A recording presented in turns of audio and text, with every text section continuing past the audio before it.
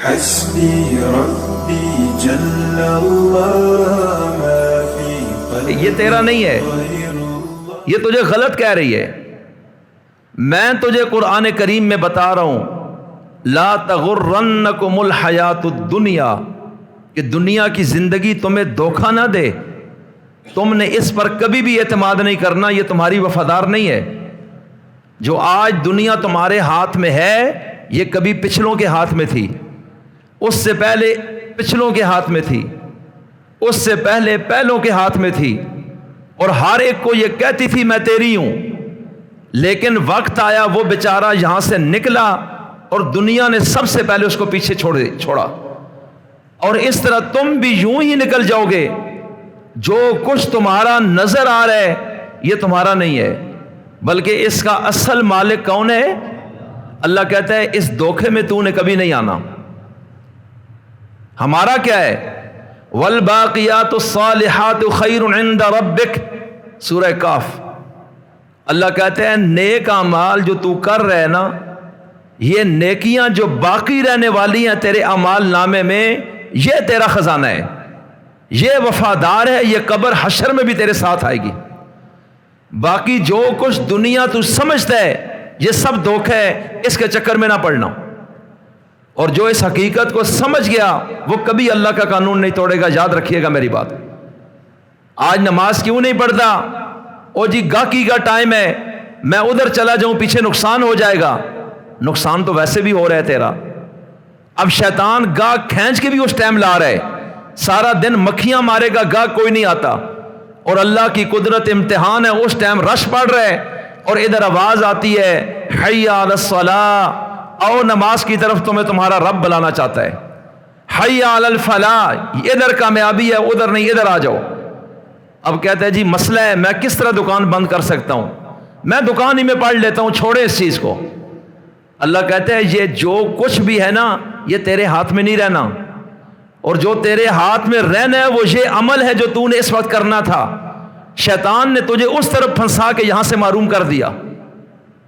اس لیے یہ دنیا بھی دھوکے والی چیز ہے، اس کا قطعاً کسی قسم کا وفا اس سے امید نہ رکھنا. اسی طرح علماء نے لکھا ہے تلوار بھی دھوکے باز ہے، کہ انسان تلوار خریدتا ہے، اسلحہ خریدتا ہے بڑا مہنگا، لائسنس اپنے نام کا بناتا ہے، گولیاں بڑی اعلیٰ نسل کی لاتا ہے، تلوار کو اور خنجر کو زہر میں بھجاتا ہے، اس کو تیز کرتا ہے، اس کو تیل کی مالش کرتا ہے کہ ٹائم آئے گا تو دشمن کی تباہی. لیکن وہی تلوار دشمن کے ہاتھ چڑھ جائے تو تلوار نے تجھے بھی کاٹ دینا ہے، تیری خیر نہیں ہے. پھر اس کو کیا لگے اس سے کہ آگے کون کھڑا ہے. اسی طرح گھوڑا ہے، مالک بھی اس پہ بیٹھے گا تو دوڑے گا، چور بیٹھے گا تو پھر بھی دوڑے گا. علماء نے لکھا ہے کہ اس میں بھی وفا بہت کم ہے، نہ ہونے کے برابر ہے. اور تمہیں یہ چیزیں بڑی اچھی لگتی ہیں سواریاں، کہا ان میں بھی دھوکہ ہے.